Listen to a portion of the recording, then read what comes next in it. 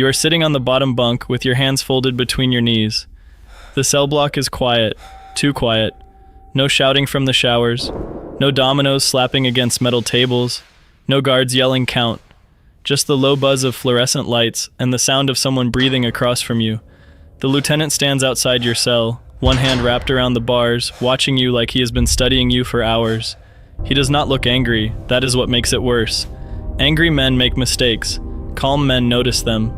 He tilts his head and says your prison name, not your real name, the one the FBI built for you, the one printed on your fake file, your fake charges, your fake transfer papers, your fake life. You don't talk much, he says. You shrug like that means nothing. Inside, your pulse is beating against your throat. He smiles a little. Most new fish talk too much. They tell stories, where they're from, who they ran with, who they know. He steps closer to the bars, but you don't. You keep your face empty. That is what they trained you to do. No reaction, no fear, no FBI eyes. But prison is different. In here, silence is not always strength. Sometimes silence is evidence. The lieutenant looks past you, toward the camera mounted high in the corner of the tier.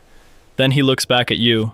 You always know where the cameras are. For 1 second, your body wants to freeze. You do not let it. You lean back against the wall like you are tired, like you are bored, like you have spent your whole life behind concrete. But you have not. 6 weeks ago, you had a badge. Now you have a number. And the man outside your cell is starting to understand that something about you does not belong here. They do not send you into prison because the system is working. They send you in because the system is already infected. 3 months before you ever wore the jumpsuit, you were sitting in a windowless FBI conference room, staring at photographs spread across a metal table. Dead witnesses, burned cars, confiscated phones, correctional officers with bank deposits they could not explain. At the center of it all was one federal prison. Gray walls, razor wire, floodlights, a place built to keep criminals away from the world. Except the criminals inside were still reaching out. The Bureau called it Operation Iron Cell. A prison gang was running drugs, extortion, and outside violence from behind bars. Orders moved through contraband phones. Money moved through relatives. Messages moved through corrupt guards who looked the other way for cash. Every informant they sent in got exposed. Every witness got scared. Every case came close, then collapsed. Your handler slid a folder toward you. Inside was your new life. New name, new criminal history, new sentence, new enemies, new scars you had to explain if someone asked. You won't be armed, she said. You looked at her. She did not blink. You won't have a badge. You won't have backup inside the unit. If your cover breaks, we may not reach you in time. That was the part nobody said twice, because everyone in the room understood what it meant. Inside that prison, you would not be FBI. You would be inmate 44719, a convicted armed robber transferred after a fight at another facility. That was the story. Your job was simple on paper. Get close to the gang, find the corrupt guard, prove the orders were leaving the prison. Simple on paper, but paper does not bleed. You signed the last document with your real name. Then they took your badge, your phone, your wallet, and your life. When you walked out of that room, you were already disappearing. The first thing they take is your name. Not officially. Officially, your real name still exists somewhere in a sealed FBI file, locked behind passwords and signatures. But inside the prison system, you are someone else now. A man with a record, a man with enemies, a man with a sentence long enough to make people stop asking questions. They shave your head shorter than you want. They photograph your face under white intake lights that make everyone look already guilty. A guard reads your fake charges from a clipboard. Armed robbery, assault during transport, gang association suspected. None of it is true, but the men in the holding cage do not know that. They only see another inmate in state-issued clothes, standing barefoot on cold concrete, trying not to look new. You keep your shoulders loose, not too straight, not too military, not too clean. That was the hardest thing to unlearn, the way you stand. FBI training teaches you to enter rooms like you belong there. Prison teaches the opposite. In here, confidence is not always power. Sometimes it is an invitation. A guard pushes a plastic bin toward you. One jumpsuit, one towel, one blanket, one number, no badge, no weapon, no real name. Just fabric, concrete, and a story you have to survive. When the first gate opens, the sound hits your chest, metal rolling against metal. A sound so heavy it feels final. You step forward with the other inmates. The second gate opens, then the third.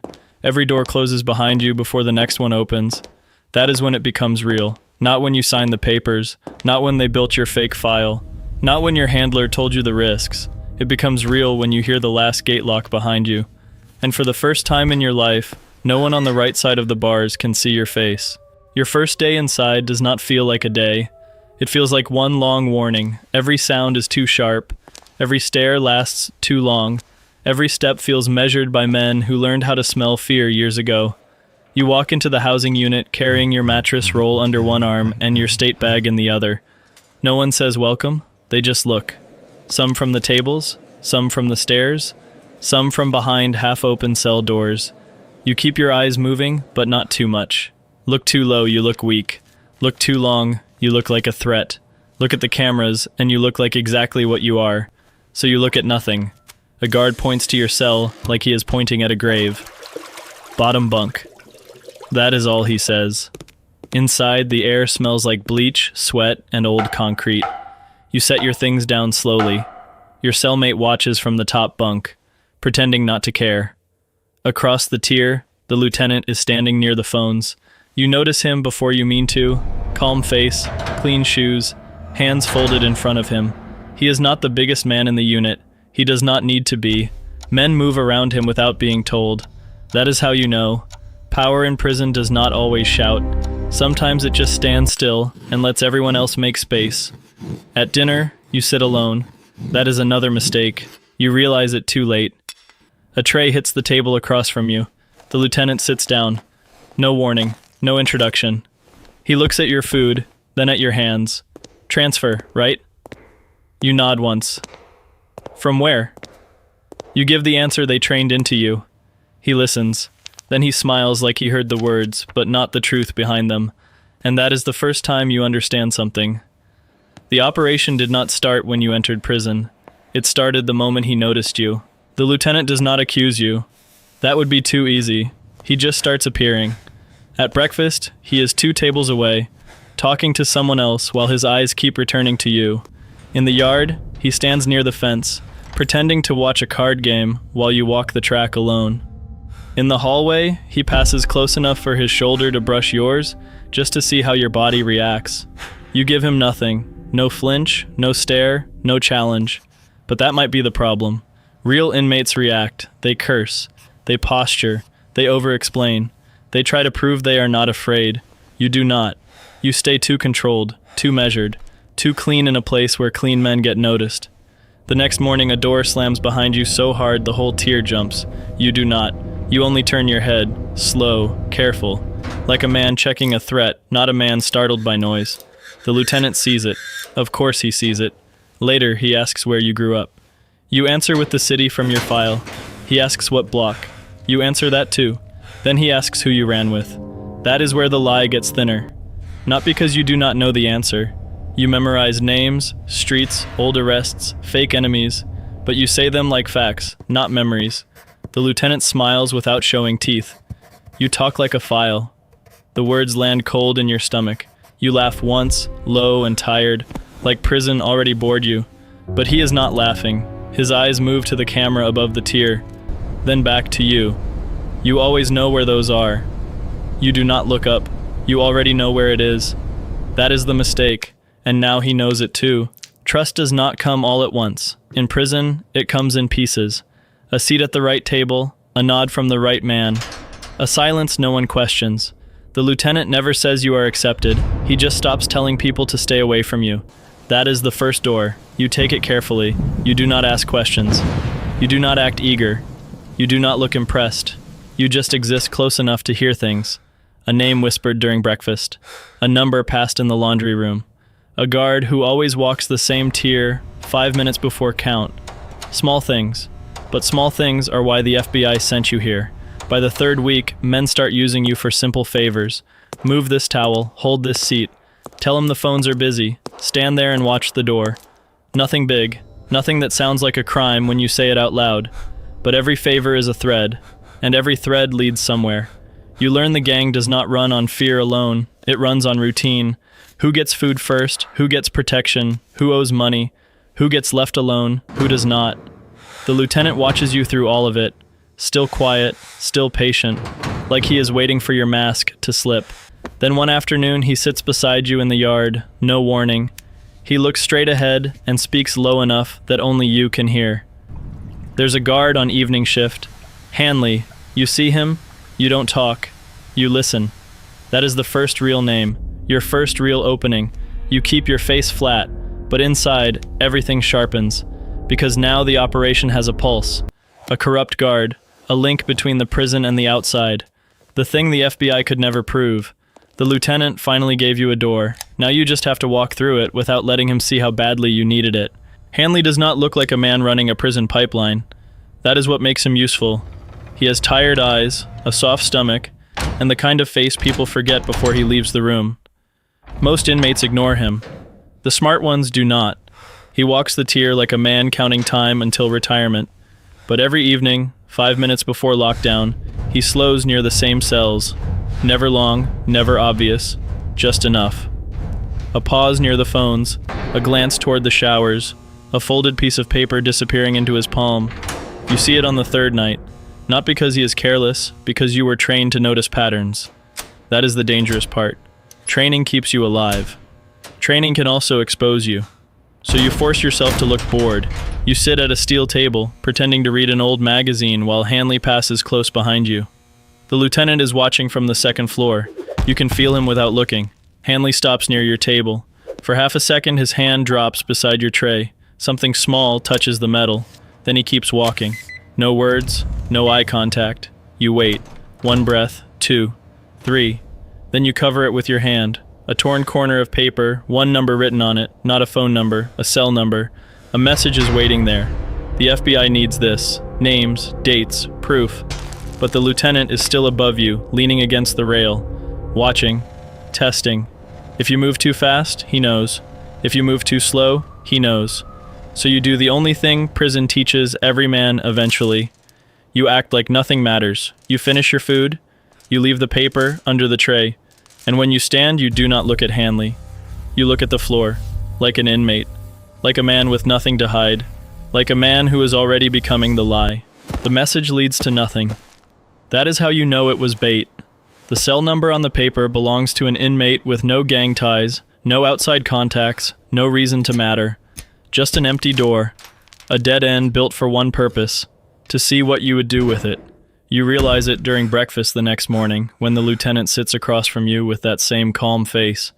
He does not mention Hanley. He does not mention the paper. He does not mention the cell. He just watches you eat. Then he says, "Funny thing happened last night." You keep chewing, slow, tired, prison tired.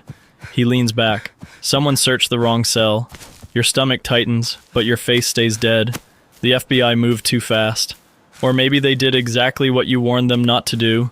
Either way, the lieutenant has his answer, not proof. Something worse, a feeling. And in prison, a feeling is enough to get a man hurt. He looks past you toward the phones, where a young inmate is standing alone, pretending not to shake. The kid from your unit. Quiet, scared, easy to blame. The lieutenant smiles without warmth. Somebody in here likes talking. You say nothing. That is what you are supposed to do. Protect the operation. Protect the case. Protect the months of work buried under your fake name. But the young inmate looks over at you. Just once. A quick look. Small. Terrified. Human. And you understand the trap now. The lieutenant is not asking if you are FBI. He is asking what kind of man you are. If you stay silent, the kid pays for your cover. If you speak, your cover starts bleeding. The lieutenant stands and drops his tray into the trash. Before he walks away, he leans close enough for you to hear him breathe. "Tonight," he says. 1 word, that is all.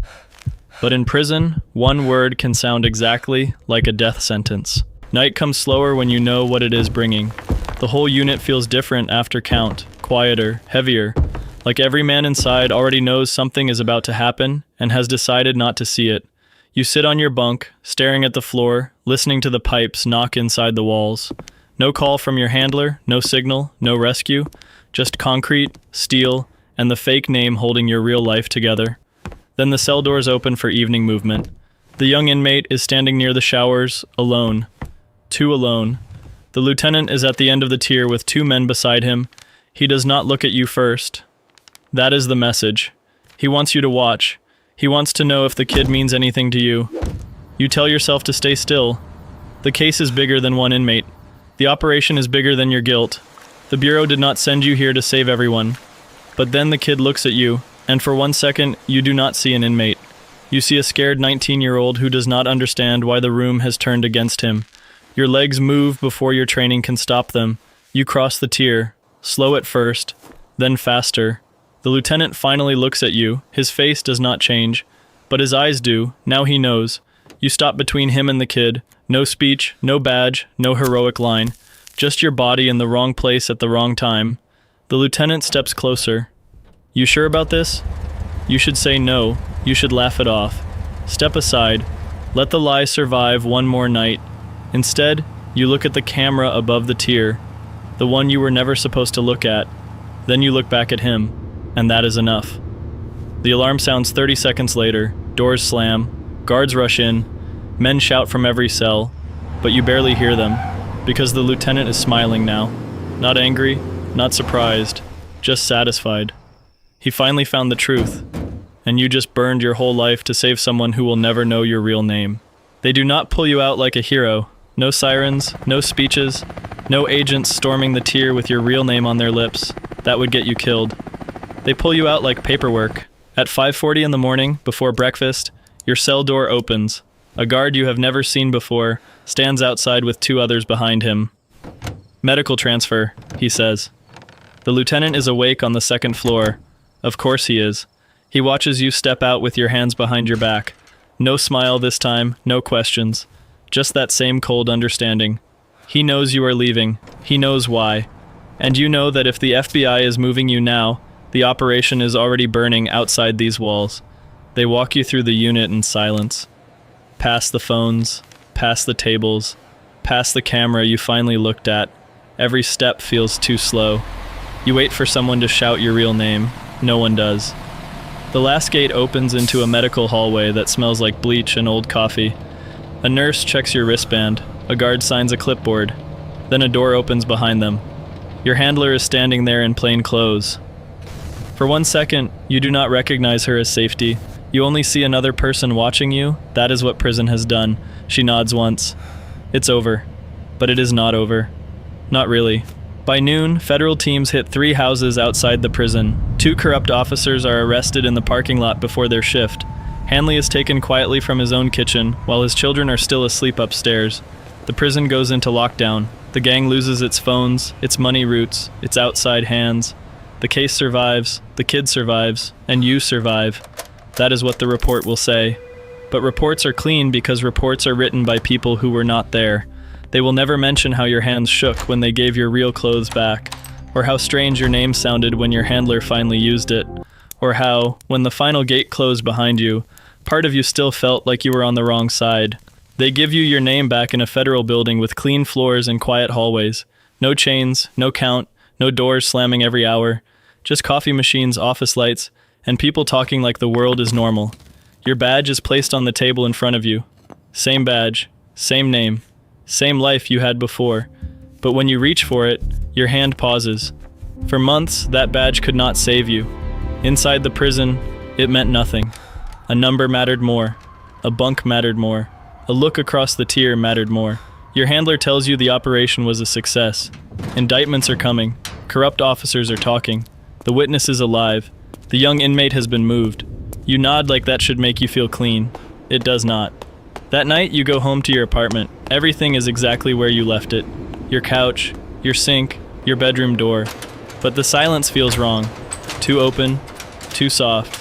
You check the windows twice before you realize what you are doing. You sit with your back to the wall. You eat standing up. When a car door slams outside, your body turns before your mind does. Training did not do that. Prison did. Weeks pass. The Bureau calls you brave. The report calls you effective. The news never says your name. That is how it should be. But sometimes in the dark, you still hear the tear breathing.